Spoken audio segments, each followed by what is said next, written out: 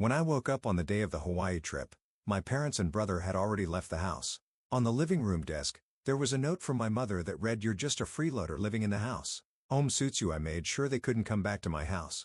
In an upscale residential area of Manhattan, Kelly Holmes stood by the window on the third floor of the five-story Holmes family luxury house. The sky, tinged with purple as the day waned, began to highlight the headlights of luxury cars passing by on the street. The cell phone of the 17-year-old girl vibrated.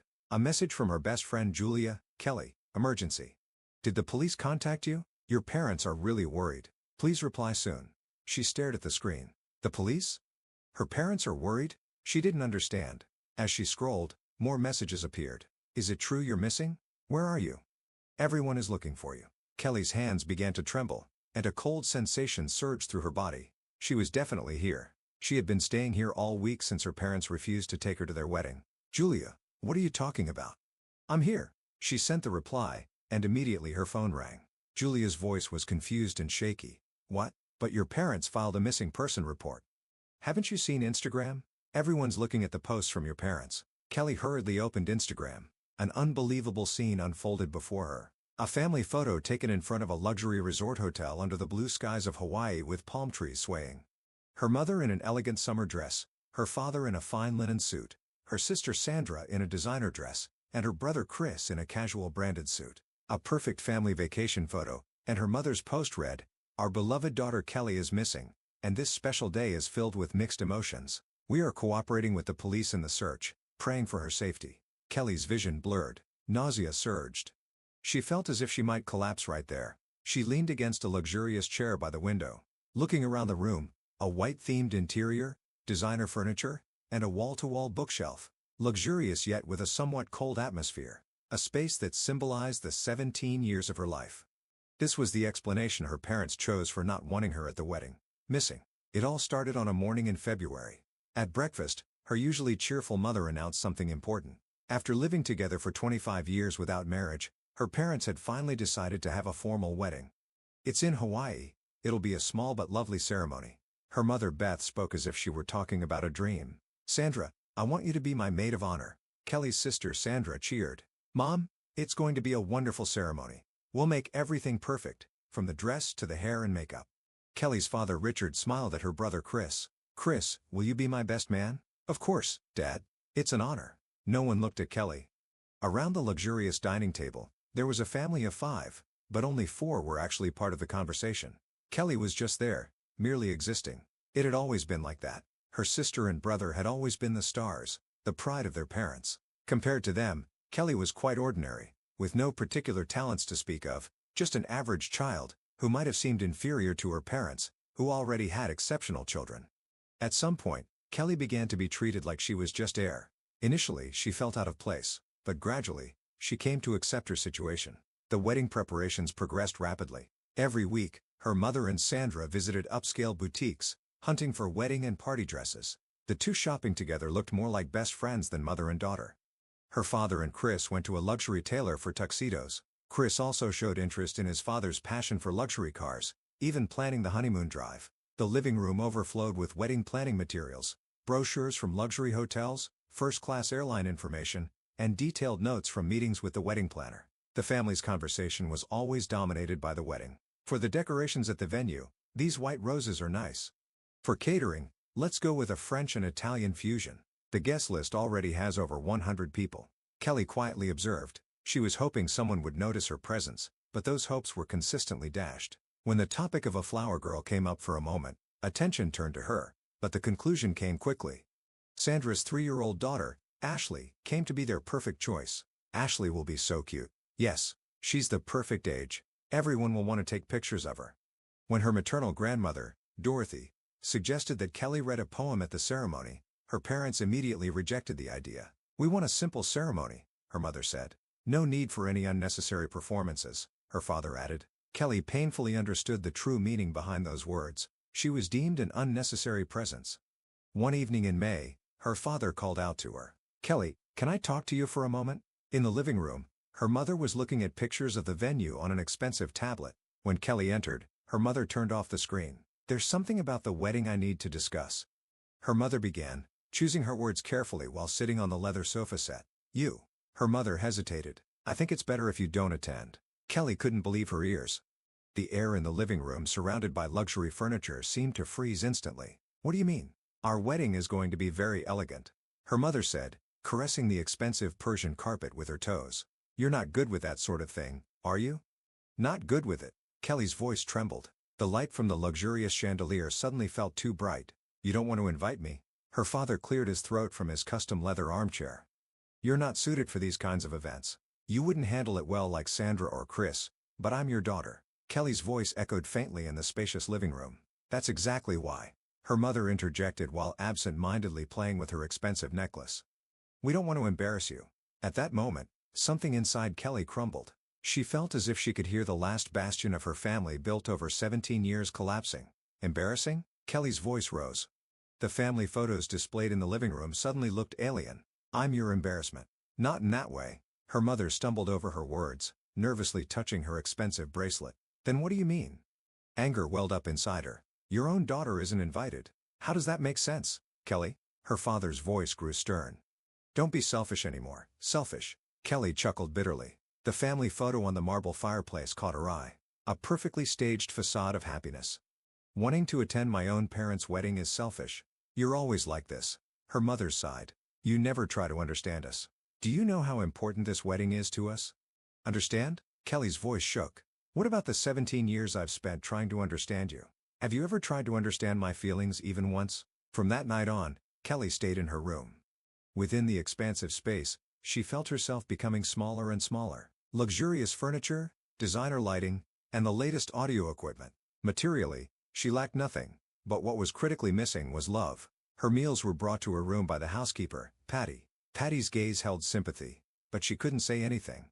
From her window, Kelly could see her family busy with wedding preparations. Her mother and Sandra returned home, arms laden with designer shopping bags. Her father and Chris went out in a luxury car for tuxedo fittings. Relatives and friends arrived one after another. No one knocked on Kelly's door. The morning before they left, Kelly asked her mother one more time, Mom, am I really not allowed to attend the wedding? Her mother looked up from the book she was reading, still seated in the reading chair by the window. No, we didn't even get you a plane ticket. They hadn't bought her ticket. There was no seat for her on the family's first-class trip. It wasn't a mere oversight. From the start, they hadn't intended to include her in the plans. The next morning, the family left early. Kelly watched from the third-floor window as luggage was loaded into a luxury taxi. Her mother was dressed in the latest designer suit. Her father wore a custom luxury tie. Sandra donned a coveted brand dress, and Chris appeared in a casual yet fine suit. It was like a scene from a perfect family photo. In the morning light of the upscale neighborhood, they shone like they were on the cover of a magazine. However, Kelly was not there. No one looked back.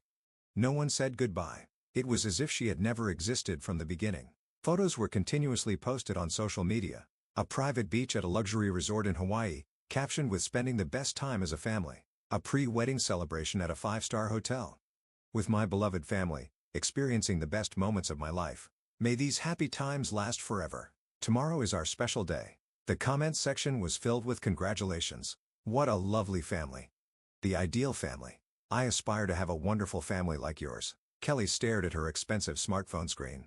There indeed was her family, in a luxurious place, dressed in expensive clothes, all with perfect smiles, yet there was nothing to indicate her presence. The meals brought by Patty remained mostly untouched. In the spacious room, only time flowed slowly. The phone call came one evening, a week after the wedding. Kelly, did the police contact you? Your parents are really worried. Please reply soon. Julia's voice was urgent. There was a tension in her best friend's voice that was usually not there. Police? What are you talking about? Kelly's voice trembled. What? You don't know? Your parents filed a missing person report. Haven't you seen Instagram? Everyone is worried. With trembling hands, she opened Instagram. As she scrolled through, an unbelievable number of posts appeared. Her mother's post, our youngest daughter is missing, and this special day is filled with complex emotions. We are cooperating with the police in the search, praying for her safety. Prayers for Kelly to our beloved daughter. Come home soon. Numerous comments were posted. I'm so sorry. Hope she is found soon. Any clues from the police? How heartbreaking on such a day. Kelly's mind went blank. She felt like she might collapse onto the luxurious floor of her own room. Nausea surged. They knew. They knew she was here, that she was spending time in this room, that they had left her behind, yet they lied about her being missing. As the evening light filtered into the luxurious room, Kelly stood up. Her parents' lies. They were the culmination of 17 years of neglect and exclusion. She began to prepare carefully. First, the day's newspaper. She placed it in a position where the date was clearly visible. Next, a selfie in her room with the sunset through the window as the backdrop, her expression calm. Then, she started writing the post. I am not missing. I am here in my room at home in Manhattan. My parents know I am here because they refused to take me to the wedding. They said you don't fit in. They didn't even buy me a ticket. They didn't prepare a dress for me. And now, they are lying about me being missing. This is the truth. The ugly truth behind the facade of a perfect family. Before hitting the post button, she took a deep breath. A moment to end 17 years of silence. She pressed the button. The response was faster than expected.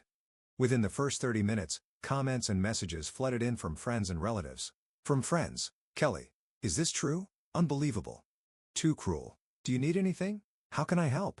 Messages also poured in from strangers. Kelly's post spread rapidly, accompanied by hashtags like erased daughter, fake family, moment of truth.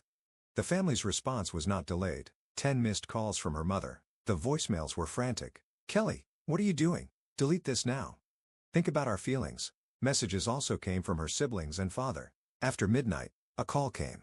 It was from her maternal grandmother Dorothy. Kelly. Her grandmother's voice was as warm as ever, yet that night, it carried a special strength. I've seen it all. The social media posts, the comments, and the missing person report. Tears streamed down Kelly's face uncontrollably. Grandma. You've done well. Her grandmother's voice was gentle. You've endured alone for 17 years. It's enough now. But I'm only 17, and my parents. Kelly's voice shook. You don't need to worry about legal matters. Her grandmother reassured her with conviction. I've spoken with your Uncle Jason. He has already arranged things with a lawyer. Really? Hope began to dawn for Kelly. That missing person report was the last straw. Her grandmother explained. This isn't just a domestic issue. It's a clear case of abuse. The court will be on your side. The next morning, her grandmother outlined a concrete plan. At 3 p.m. the day after tomorrow, Jason and I will come to pick you up. Just pack the essentials. Don't forget important documents. Your passport, insurance card, school records. You'll need everything. Kelly quietly began to prepare. Packing up 17 years of her life was challenging, but truly essential items were few. On the promised day, just as her parents' taxi, fresh from Hawaii, slid up to the front door, an unexpected scene unfolded. Her grandmother Dorothy and Uncle Jason were waiting, along with a lawyer dressed in a gray suit. They simply froze at the unexpected greeting. Mom? Beth's voice trembled. Why are you here? We've come looking for our missing granddaughter. Dorothy's voice was laced with icy sarcasm. Richard stepped forward. This is a family matter. Outsiders shouldn't. Outsiders? Dorothy interrupted, who falsely reported their daughter missing. She then pulled out a stack of documents. Here's the evidence that Kelly has been in her room, including testimony from the housekeeper, Patty. The color drained from the parents' faces. Kelly, come down, Dorothy called. Kelly began descending the stairs slowly, suitcase and a small bag in hand. Her 17 years of life were packed inside. What are you thinking? Richard confronted her, his high-end suit collar disheveled. Making such a shameful post on social media. Is my post an embarrassing one? Kelly looked directly at her father, struggling to keep her voice steady. Or is it more embarrassing that my parents lied about me being missing? We were thinking of you too, Beth started to say. Tears streaked her suntanned cheeks. Thinking of me? Kelly's voice rose. Excluding me out from the trip? Faking my disappearance. A heavy silence filled the grand entrance hall. The crystal chandelier cast a cold light. Why? Kelly asked quietly. Why missing? It's about appearances. Beth unexpectedly answered, nervously clutching her expensive handbag. How could we tell anyone that our daughter refused to attend the wedding? Our reputation would be. I refused. Kelly's voice quivered. You excluded me. You've always been different, Beth shouted. You never try to meet our expectations like Sandra and Chris. Always alone, always choosing a different path from us. So that makes it okay to erase me. No one answered. Shadows stretched across the marble floor as the evening deepened. Kelly, let's go. Dorothy spoke gently. As Kelly headed towards the entrance with her luggage, Beth called out to her in a panic. Wait. She rushed over, her designer high heels clicking on the floor. You're still a minor. You can't just. That's enough. Dorothy interrupted calmly. Look at this. The lawyer produced new documents. These are petition papers for the court. The lawyer's voice resonated. Evidence of abuse and neglect. False missing person reports on social media. It's all recorded. Are you trying to threaten us? Richard's voice was a low growl. It's not a threat. The lawyer continued evenly. It's a presentation of facts. We hope to proceed amicably from here. The parents were at a loss for words. A heavy silence fell in the ornately decorated entrance. Before heading to the taxi, Kelly turned back one last time. Her parents stood frozen at the entrance of the luxury house. Beth wiped her tears with a luxury brand handkerchief, while Richard looked off into the distance with a stern face. 17 years. Kelly's voice echoed quietly. In the 17 years of my life, have you ever truly seen me as part of the family? There was no response. Instead, the evening breeze was the only answer. The taxi started to move. Dorothy quietly held Kelly's hand. It's the beginning of a new chapter, Kelly. From the backseat window, the luxury house gradually became smaller. A place filled with 17 years of memories. A stage for a family that was perfect only in pretense. The place where she was erased. Tears streamed down her cheeks.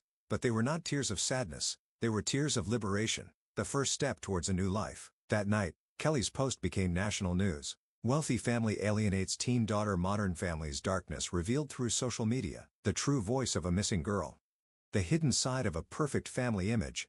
There were requests for interviews from TV stations, newspapers wanted interviews, publishing houses offered book deals. However, Kelly turned them all down. She wasn't ready yet. She wanted to focus on reclaiming herself. Instead, she began to write. On her blog, she shared her honest feelings. I am no longer the erased one. This is the start of my new story.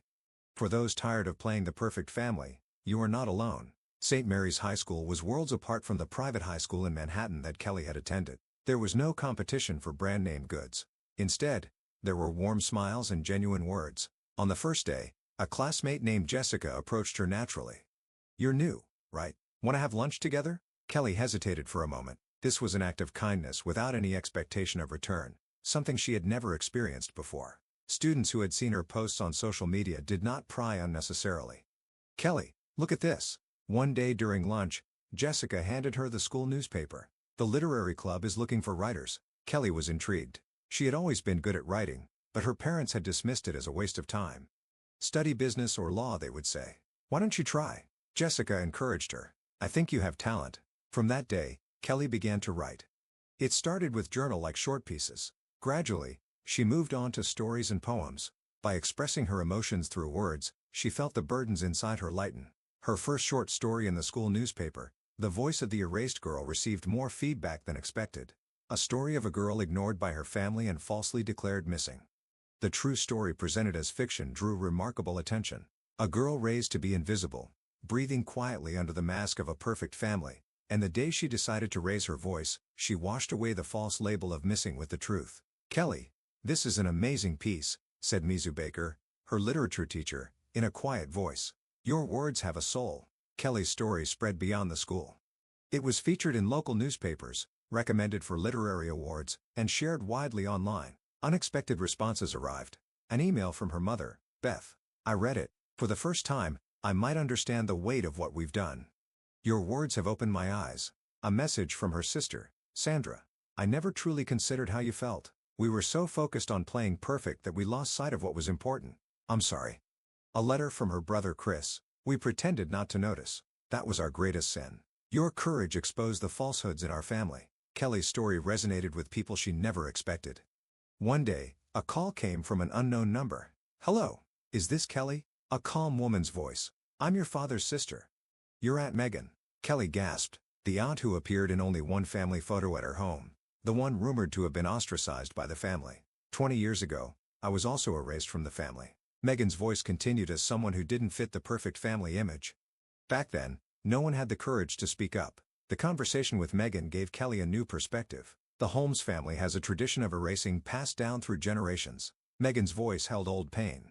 I wanted to be a painter, but it was deemed unsuitable for the family stature. I was opposed by our parents and denied by your father, and eventually, it was made to seem as though I had run away. Kelly took notes with trembling hands, the family's twisted tradition, invisible chains, and the stories of those who tried to break them. One day, the results from the state's Young Writers Contest arrived. Mizu Kelly Holmes, your work, The Erased Ones, The Truth Behind the False Missing Person Report, has been selected as the first prize winner in the high school category. She celebrated by hugging her grandmother. The story was also prominently featured in the local newspaper. And then, another unexpected response came. An email from her father, Richard. Congratulations, we failed to understand your talent. No, We chose not to understand. Trapped by the so-called tradition of the Holmes family, about Megan and about you. The email from her father continued. We were captivated by the illusion of a perfect family, only now do I realize how great the cost has been.